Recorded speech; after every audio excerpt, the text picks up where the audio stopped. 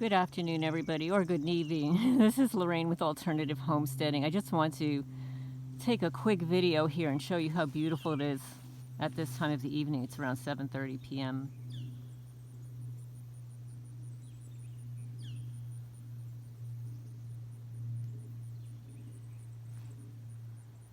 It's like the perfect part of the day. The sun is starting to go down. The temperature is dropping. It was just a little over 90 degrees today. Very humid. Extremely humid. And it's so pretty. Actually, I want to take a walk with you up in there someday soon. We did find some a really huge copperhead, like 6 feet tall back there. The worker on my property tried to shoot it, and it split. It must have left a whole bunch of babies because there are a whole bunch of them there. So I don't like killing these animals. I just don't want them on my property. It's like they have all this place to go. Don't hang out down here. Like, run back up in there. But I'm actually going to burn trash. You can see here I've got a bunch of Chewy boxes. But maybe we'll take a walk there. A lot of people in the community think that, well, everybody's targeted. And for the most part, that is true, that everybody is targeted to a certain degree. But not everybody has been placed on a terrorist watch list, and there's a big difference. The difference is that everybody is being surveilled through your Facebook, your social media, your YouTube channels. But that doesn't mean that they're breaking into your home yet. Going into your computer, contacting your friends and family members, slandering you in the community, asset stripping you, breaking into your home and vandalizing it, having crazy neighbors drive by and set off fireworkers on the foot of your driveway or at the county road opposite your house. Although, there are YouTube creators out there that may be targeted or know that they've been placed on a watch list, and perhaps that's why they're off-grid. Perhaps that's why they're living a homesteading life. I don't know, and it's really none of my business. But I do think that, for the most part, the people who have been covertly placed on a terrorist watch list need to come out and speak about this. Maybe you don't know that you are, because what happens is when you send a FOIA request to the FBI, they'll send you back a response that goes something like this. We cannot confirm or deny via our databases that your name has been located. And pretty much everywhere you go, whether it is the FBI, the Attorney General's office, your local police department, whatever, they'll pretty much say the same thing. We can't confirm or deny. Because, we're non-investigative subjects. That means that we're human trafficking subjects. But most people know when the defining event happened, where they got divorced or suddenly their lives took a turn for the worse. And people speculate as to who placed them on the list, meaning who nominated them. It takes 2 people to nominate anyone to be on a list. And let me tell you something, just because 2 people nominate you and you get on a list, it doesn't mean that years later you can be speaking the truth about something and disagree with someone, get a divorce, and be nominated again by another 2 people. So you can have simultaneously various programs run upon you. And I do believe that in my case, in my instance, that is absolutely the fact.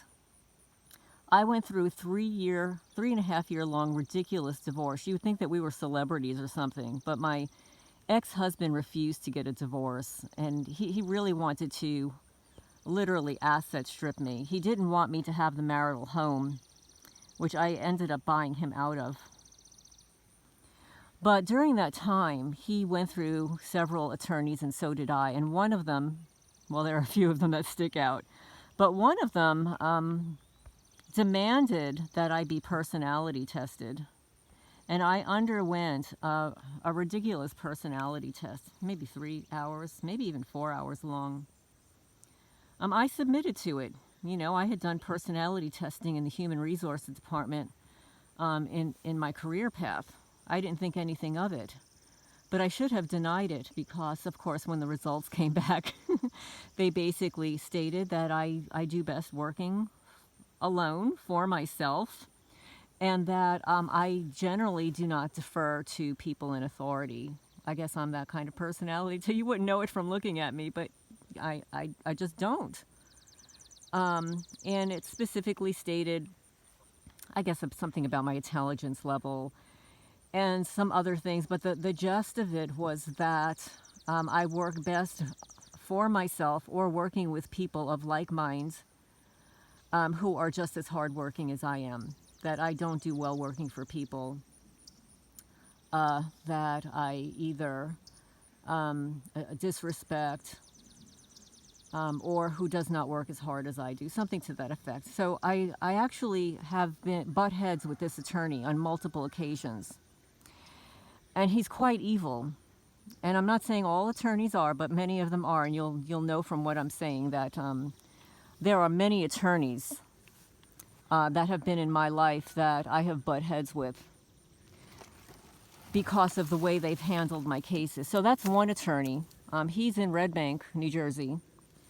And actually my boyfriend at the time, I drove by his office and he got a really bad vibe about this guy. And the reason he did that is because I stood up to this guy in court when I had filed pro se post-divorce. No, you know what? It wasn't post-divorce yet. It was not post-divorce yet. I was not divorced yet. I had uncovered through a friend of a friend a bank account that my ex-husband was hiding from the courts. He was trying to reduce his child support, say that he's unemployed, that he was employed for, like a fourth of his $200,000 a year salary, and all of that. And obviously this attorney was covering for him. But I found the account, so I'm waiting in the courtroom for my turn to speak. And back in the day, there was no privacy. You would be waiting in the courtroom with, a dozen other attorneys and whoever they were representing at the time. And I was there with my ex-boyfriend, and I was very nervous, but I was confident. So, it was our turn, and my ex-husband's attorney, this piece of crap, he went on and on about how my ex-husband, he's poor, he can't pay his child support, can't pay his alimony, he's this and that, and he's going to be living with his parents, all of this nonsense, right? So I'm like, my blood is starting to boil. And then it's my turn. Me, my little 5'4" self, I get up there before the judge, and I had filed a stellar, if I do say so myself, a stellar response to his attorney on my own pro se. So I basically told the judge that, and I was pretty loud about it. I said, Your Honor, this attorney is lying. I said, I'm going to tell you how I know he's lying. I said, here is the bank account that I uncovered for my ex-husband, where he's been depositing money with his parents. And I went on and on and on about his attorney. And I just blasted him literally from here to eternity in a nice way. And then, when my time was over, that attorney was glaring at me, glaring. I went back to my seat where my ex-boyfriend was, and he was just smiling ear to ear. And he said, that was so good. I said, I was furious. Just furious that he was trying to steal food out of my daughter's mouth. And I walked to the hallway with my ex-boyfriend, and an attorney rushes up to me.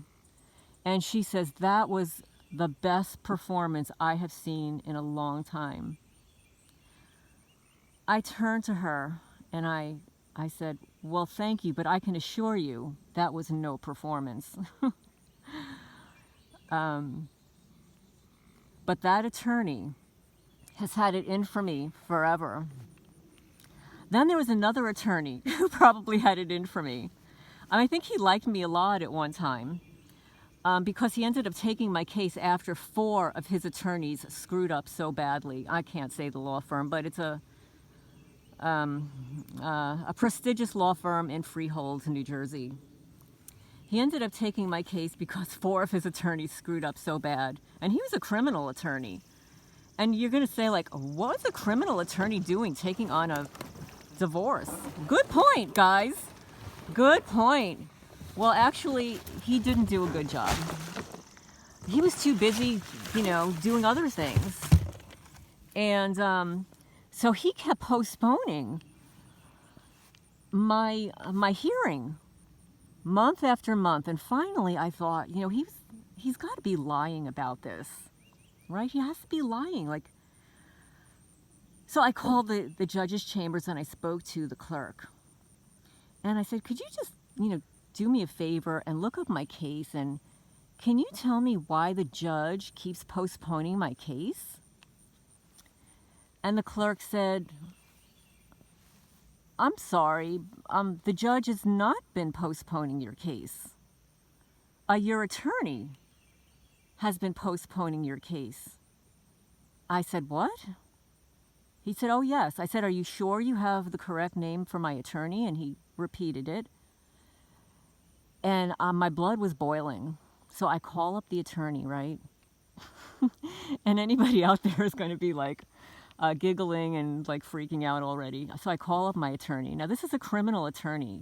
He's very prestigious and he drives a really nice car. He's got a lot of money and stuff. So I call him up. I said, I called the judge's chambers and spoke to the clerk. Why are you postponing my case? I really need to get divorced. This is going on so long. It's costing me a lot of money and aggravation. He said, you did what? I said, I called the judge's chambers. I wanted to find out why the judge kept canceling and changing my court date.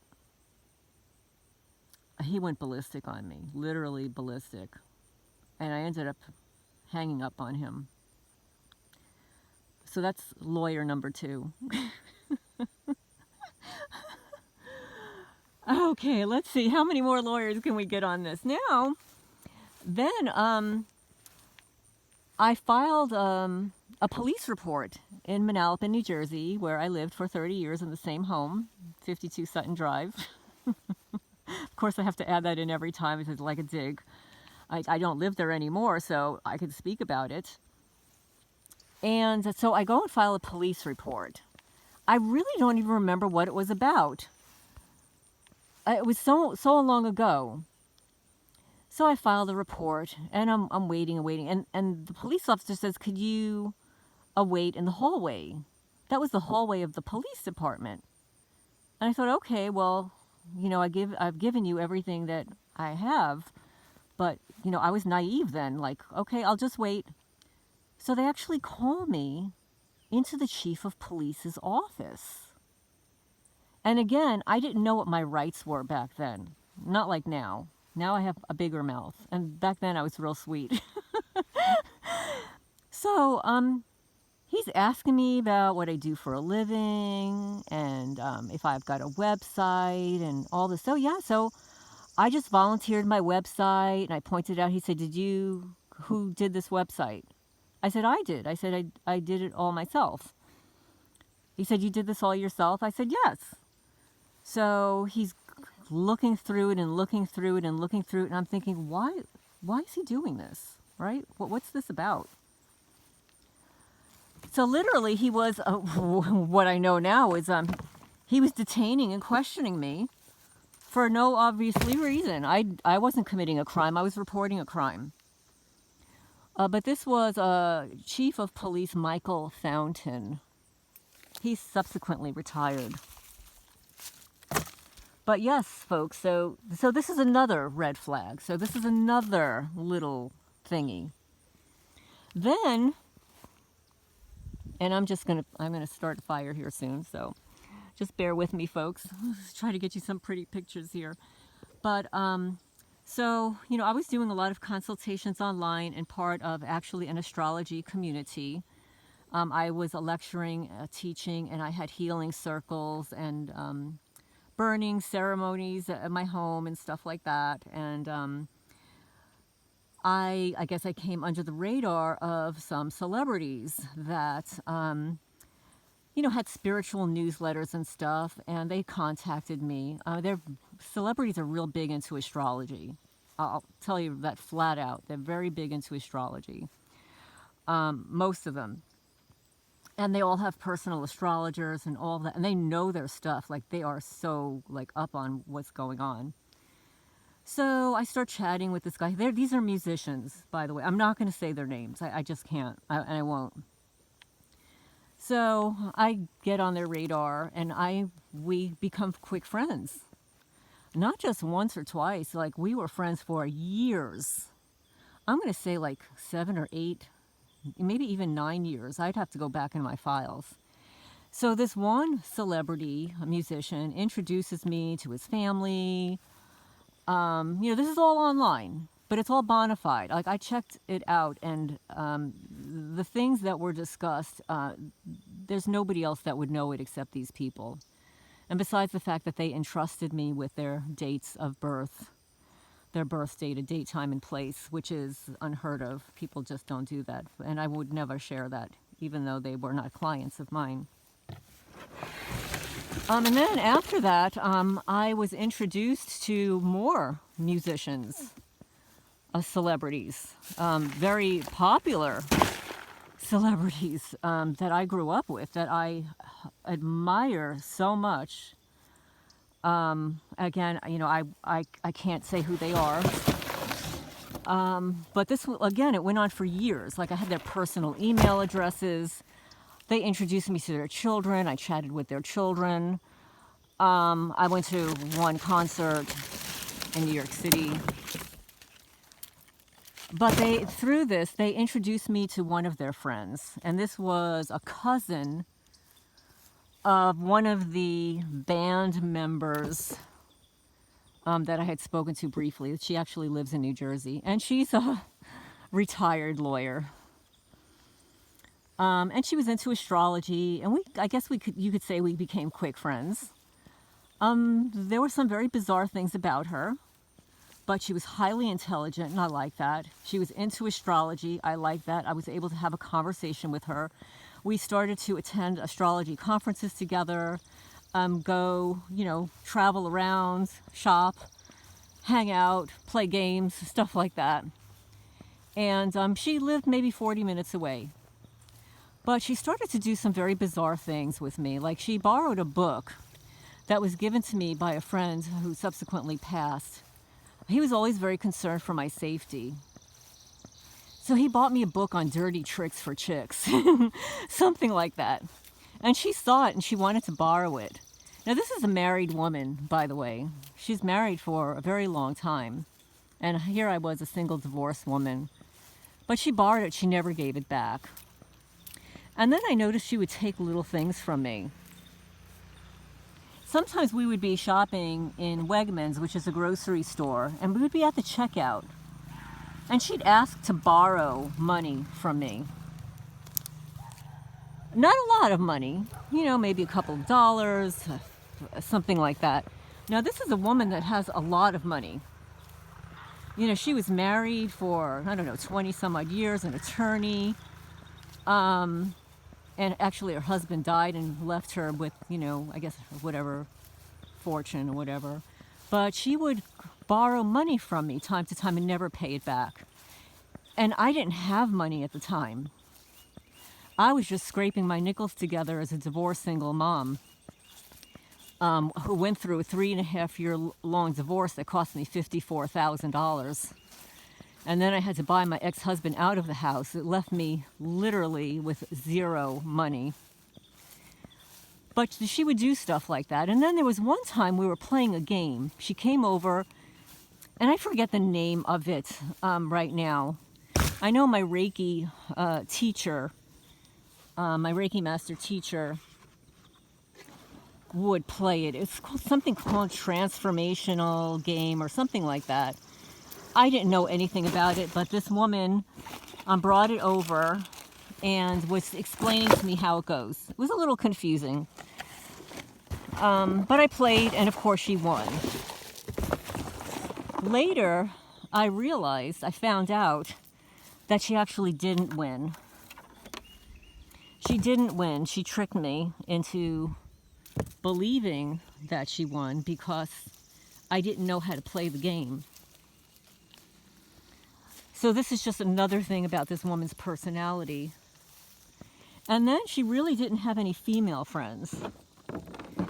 And then I realized that I started to get these bad feelings that she was envious and jealous of me. You know, I was very intuitive. And the things that she would do were just very hurtful. Like, after I would leave her, I would feel completely drained.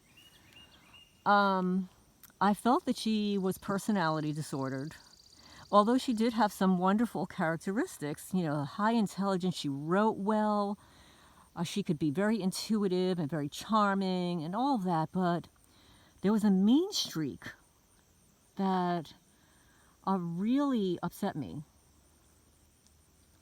So what happened was she started doing some very bizarre things, and I didn't know what to do. So I went to this celebrity guy, the one who placed me on his mailing list, and I said, you know, I would normally never, I don't like to rat on people. I said, but it's so unnerving. I was wondering if this has ever happened to you, if this is something that happens. And I explained about the money, the theft of the book, taking little things from my house, you know, little things like that. That was a mistake. Everything changed after that. It was almost like, you know, a mother protecting their child, even though their child just murdered somebody, right? So everything changed after that. And the people that I had been in contact with all of those years started acting unusual to me, like distancing themselves. And one of the kids, he was a teenager, he used to call me aunt. He thought I was his aunt because I knew him from such a young boy. I think I met him, maybe he was 10 years old. And by the time the relationship ended, I think he was going off to college. But he considered me his aunt, or called me his aunt, although I wasn't his biological aunt. But he started acting bizarre towards me and lost contact with him. So I feel that perhaps maybe these individuals placed me on a list to discredit me. I don't know for sure. It's just very upsetting. And then, so that's another person. Now, lastly, there's the Feral Cat Cartel. And this is a big, big, big deal. For those of you who know that I was caring for a feral cat colony in Manalapan, New Jersey at the Pine Brook Care Center for more than 16 years.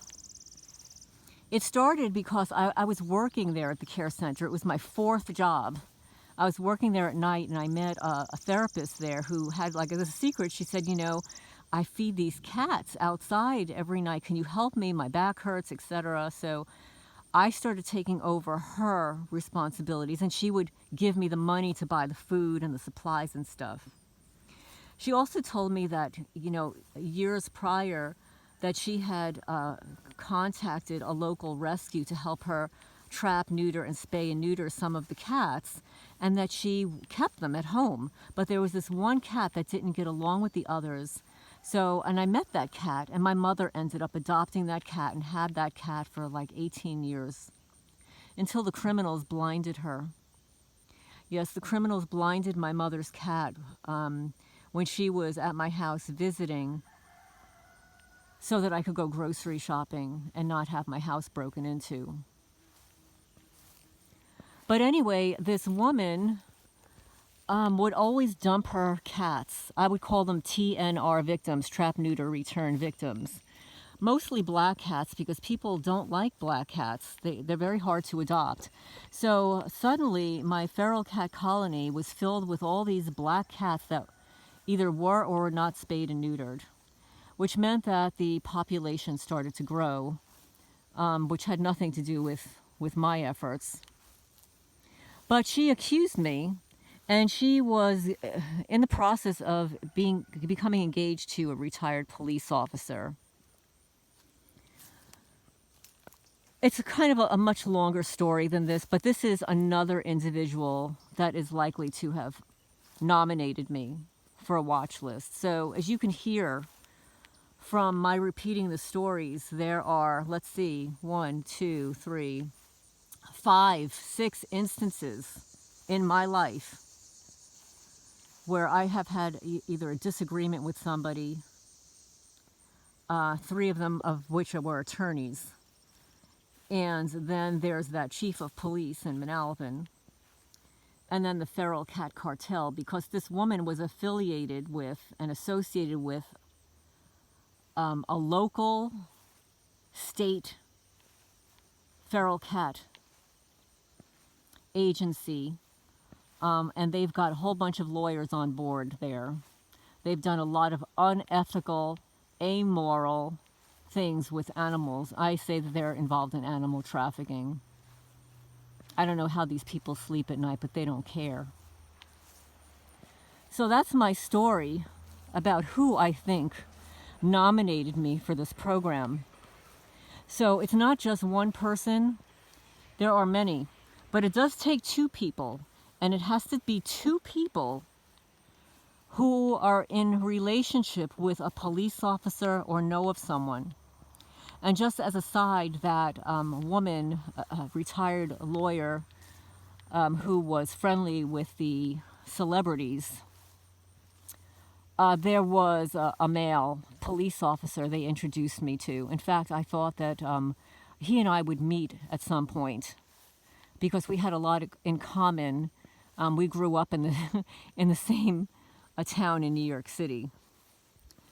So that's my story about who I believe nominated me for this terrorist program. And you can see that there are quite a few instances where I might have pissed somebody off for telling the truth about something, right? Did I do something wrong? No. But certainly in the eyes of a malignant narcissist, a psychopath, a sociopath, an insecure woman with borderline personality disorder or histrionic personality, or self-entitled celebrities, that somebody may have nominated me for this program. Well, obviously somebody did, and it had to have been at least 2 people. So that's my story, folks. If you've got a story, who you think, how you think you came into this program, who nominated you, let me know. Leave comments down below. And lastly, I want to mention that there's quite a possibility that my father may have been targeted. He worked for IBM in the International Research Department, and he was what was called back in the day a draftsman. So he drew the prototype designs for the research scientists from around the world. He also worked with, the patents and the trademarks and stuff like that. And as children, we were invited to these research scientists' homes, and they would pick my father's brain because he was quite brilliant, and he was an inventor and an artist and a singer and a chess champion. Well, it turns out that my father invented a carbine, but he never trademarked it. It's actually trading on the New York stock market. After my father died of a massive heart attack right after he ate breakfast in a Kentucky restaurant east of here, my brother went on a search for the person who patented it. It didn't end well. For my brother, I guess they thought he was like a Looney Tune or something, but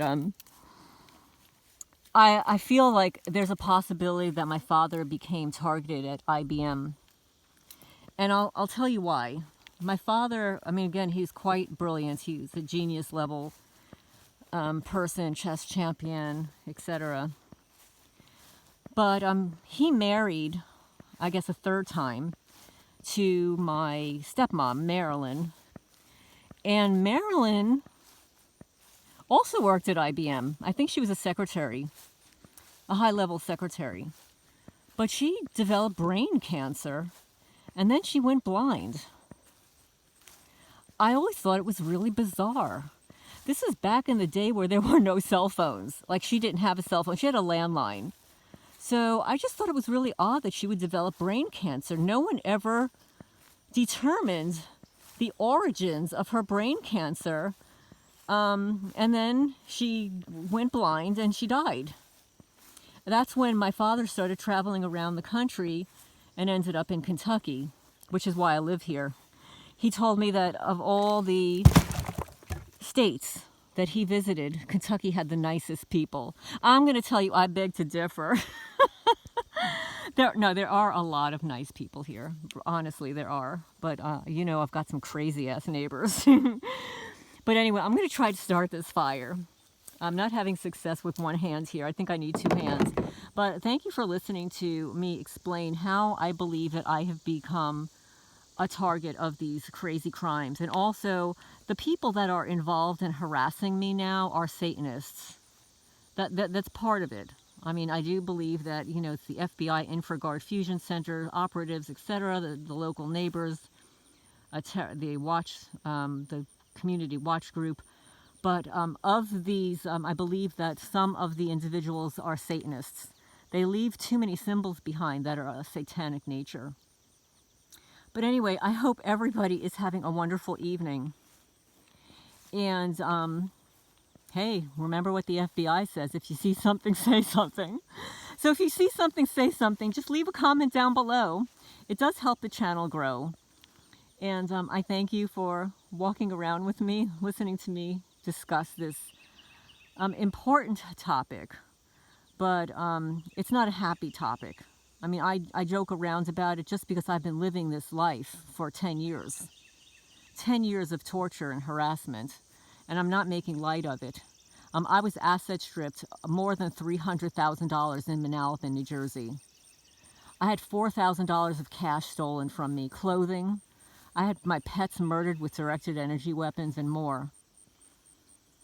I won't even go into what's happening to me in Kentucky. You can look through my YouTube channel and see some of the vandalism there, but I haven't even remotely touched on what's happening here. But I will at some point. But anyway, let me try to set this thing on fire and get to my chickie poos. They've got to get to bed. I hope you're having a good night. Bye for now.